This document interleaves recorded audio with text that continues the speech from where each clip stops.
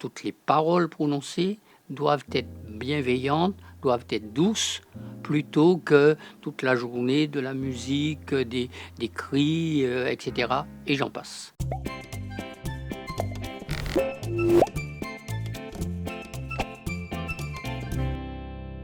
Alors, je suis docteur Perianet José, je suis pédiatre et je suis ravi d'être avec vous aujourd'hui.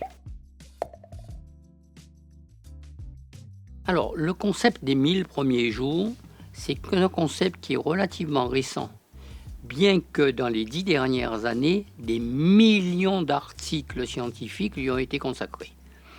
C'est un concept qui permet de comprendre que la période qui va de la conception de l'enfant à la fin des 2 premières années est fondamentale pour son développement. Donc, toutes les conditions d'environnement doivent permettre d'optimiser le développement cérébral et le développement tout court de cet enfant. Cette optimisation a pour but de mettre en place tout le système de défense de l'enfant, le système immunitaire, l'optimisation de ses potentialités cognitives, intellectuelles, mais aussi le développement de tous ces systèmes de prévention contre les maladies.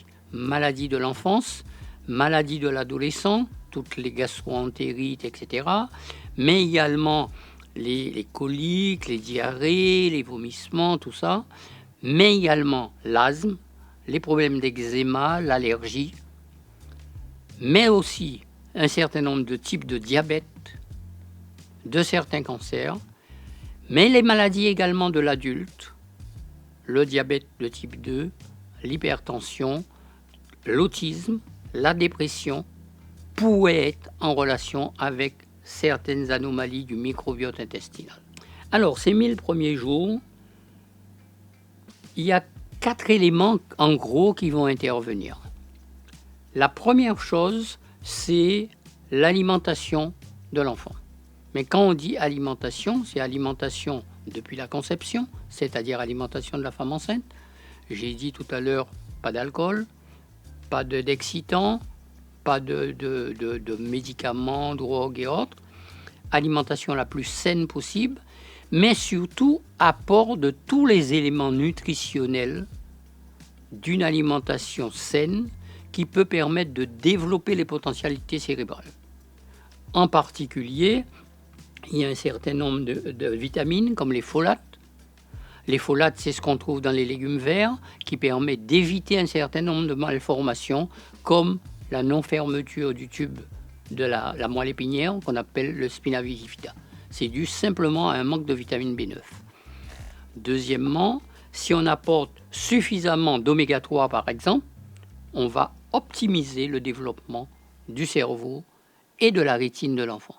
Donc ces apports-là doivent se faire pendant la grossesse de la mère, mais doivent se continuer pendant les 2 premières années pour optimiser tout le développement. Il faut apprendre à l'enfant à manger vers 4 mois, c'est ce qu'on appelle la phase de diversification. Le deuxième aspect, c'est le bien-être affectif de l'enfant. L'enfant doit être entouré d'une atmosphère rassurante pour lui. Pendant la grossesse doit être sereine, non pas avec des violences familiales, conjugales, ou le père absent, inquiétude et autres. Après la naissance, une prise en charge bienveillante, faite de câlins, de peau à peau, pour que les enfants aient toutes les interrelations possibles entre la mère et son enfant, mais également entre le père et son enfant également, puisque les deux peuvent faire du peau à peau. La troisième chose, toutes les interrelations, le comportement dans tous les aspects de la vie, que ça soit le portage, l'alimentation, l'allaitement maternel, on l'a dit tout à l'heure, mais l'alimentation de toutes sortes, que ça soit le bain, doivent être des moments d'échange, de valorisation de l'enfant. Toutes les paroles prononcées doivent être bienveillantes, doivent être douces, plutôt que toute la journée de la musique, des cris, etc. Et j'en passe. Cette atmosphère bienveillante, on sait maintenant qu'elle est fondamentale pour le développement cérébral et qu'à l'inverse, toute nuisance sur cette bienveillance, c'est-à-dire des maltraitances de la mère ou de l'enfant, peut donner des lésions cérébrales uniquement par le stress qu'il induit.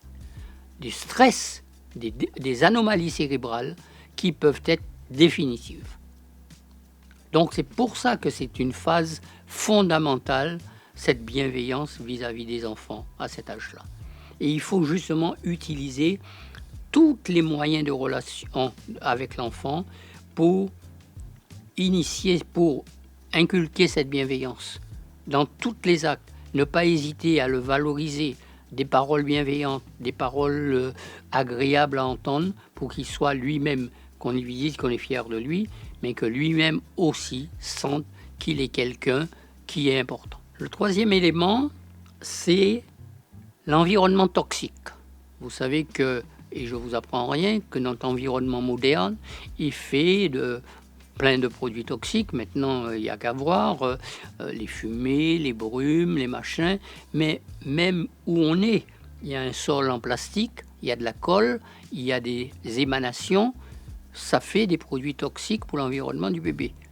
Tous les produits plastiques que vous manipulez, il peut y avoir du parabène, etc. Les différents produits que vous allez utiliser pendant la grossesse, madame, toutes vos crèmes de beauté, etc., pour affermir, etc., ça peut entraîner des apports nocifs chez le bébé. Donc attention à toutes les utilisations, tous les produits souvent inutiles qu'on utilise. Mais chez le bébé également. Quelle mère ne pense pas faire bien en tartinant son bébé de crème pour qu'il sente bon, alors qu'il suffit de le laver avec de l'eau? Il n'a besoin de rien d'autre. Il a ses moyens de défense. Il ne faut pas le détruire pour aller le mettre de la crème après. Donc, il faut essayer d'être, j'aime pas trop le mot écologique, parce que maintenant il est un petit peu galvaudé, mais il faut revenir à des choses plus saines, mais également à des choses que la science. Sur notre peau, il y a un microbiote également. Il faut la protéger également.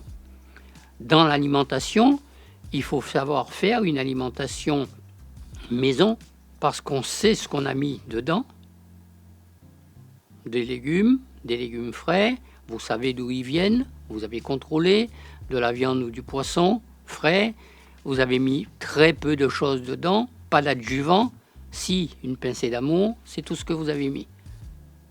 Alors, plutôt que d'aller acheter des produits cuisinés tout faits en boîte, en pot, etc., où il y a 50 000 conservateurs, exhausteurs de goût, conservateurs, etc., dont on sait que beaucoup d'entre eux peuvent avoir des effets délétères sur le développement du bébé. Le quatrième et dernier point, c'est l'activité physique. Ça vous paraît curieux que j'en parle aussitôt, mais l'activité physique d'un bébé doit commencer très tôt. La mère, déjà pendant la grossesse, fait de l'activité physique, mais chez le bébé aussi, ça passe par le jeu, bien entendu, des roulades, etc., mais il va continuer. L'activité physique est fondamentale, c'est le pendant de l'alimentation à tous les âges. Activité physique et manger bien et activité physique. Ces 1000 premiers jours sont en train de devenir un élément majeur de prévention. Vous savez, jusqu'à présent, on laissait faire. Vous mangiez comme vous avez l'habitude, etc., avec souvent les excès qu'il y a. Et puis, au bout d'un certain nombre d'années, vous deveniez hypertendu, ou diabétique, ou obèse, ou autre chose. À ce moment-là, qu'est-ce qu'on fait? On va vous dire, vous arrêtez de fumer, vous supprimez les graisses, vous supprimez le sucre, vous supprimez le sel.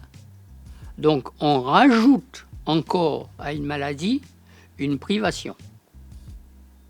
Et on sait très bien le manque de pertinence de ces politiques qui ont été menées pendant des années, des décennies, où les résultats sur les différents cancers n'ont pas donné quoi que ce soit. Sur l'obésité, rien du tout, l'épidémie continue sans cesse. 57% de notre population en Guadeloupe est obèse. Entre 15 et 20% des enfants sont obèses.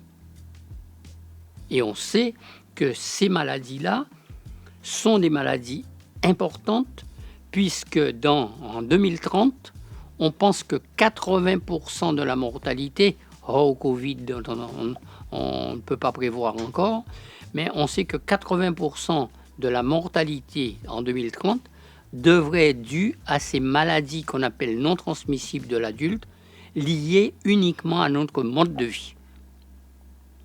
Les 1000 premiers jours, maintenant, sont considérés comme une chance de nous rattraper. En prenant mieux en compte cette période de début, en faisant un apprentissage différent, de qualité, en respectant les besoins nutritionnels de l'enfant, en permettant d'optimiser son développement cérébral, on le rend plus intelligent et on va en même temps essayer d'éviter beaucoup de maladies. Je l'ai déjà dit, les maladies de l'enfant. On sait maintenant qu'avec une alimentation, avec des apports de probiotiques, on peut peut-être diminuer la fréquence et l'incidence des allergies et de l'asthme, maladies fréquentes chez l'enfant. On peut le faire. Deuxièmement, chez l'adulte, il y a toute une série de maladies qui dépendent directement de cette période-là. Beaucoup de maladies rhumatismales, beaucoup de maladies inflammatoires, beaucoup de maladies dégénératives dépendent aussi de cette période-là. Et le seul traitement maintenant, c'est recalibrer, réinitialiser le microbiote. C'est fondamental de comprendre ça parce que toutes les générations à venir, si on prend bien en charge cette période-là, pourraient bénéficier sans gros travail, mais il faut faire perdre les mauvaises habitudes, revoir les modes d'alimentation, revoir les modes de vie, revoir les systèmes de distribution, refaire penser aux mères que ce n'est pas un pinceau que d'aller faire à manger pour son enfant et que de lui donner une alimentation saine plutôt que de simplement ouvrir des boîtes et lui donner sans savoir ce qu'il y a dedans. Le gros constat que moi je ferais sur le comportement d'ici, c'est que les premières années de vie, les gens suivent parfaitement les conseils donnés. Mais au bout d'un certain temps, ça se relâche et ils tombent dans le lieu commun, c'est-à-dire l'alimentation des adultes, avec tous ces excès et toute la malbouffe qu'on connaît actuellement. Ces 1000 premiers jours, ça représente une chance extraordinaire, ce qu'on appelle une fenêtre d'opportunité pour la prévention de toutes les maladies que j'ai dit. Mais c'est aussi un moment important où on met en place toute une série de comportements, d'hygiène de vie, de bienfaits de l'alimentation pour l'enfant.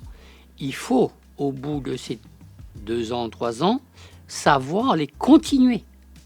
Et au contraire, c'est aux parents à se mettre en cause pour peut-être, à l'aune de ces améliorations qu'on a apportées, de ces conseils qu'on a apportés pour l'enfant, revoir un petit peu pour que l'enfant ne tombe pas dans les biais de l'alimentation. Aussi, on a parlé de bienveillance, savoir peut-être avoir une relation apaisée, douce, avec son enfant en permanence et réfléchir à ses comportements, éviter les mots malveillants parce qu'on est pressé, parce qu'on est toujours sur son smartphone. L'enfant, il fait comme vous, il va tomber dans le même biais dans quelques temps après, il ne faudra pas s'étonner. Donc, pensez à accorder du temps, à accorder de la présence, sans compter tout ce qu'on a dit autour de l'alimentation.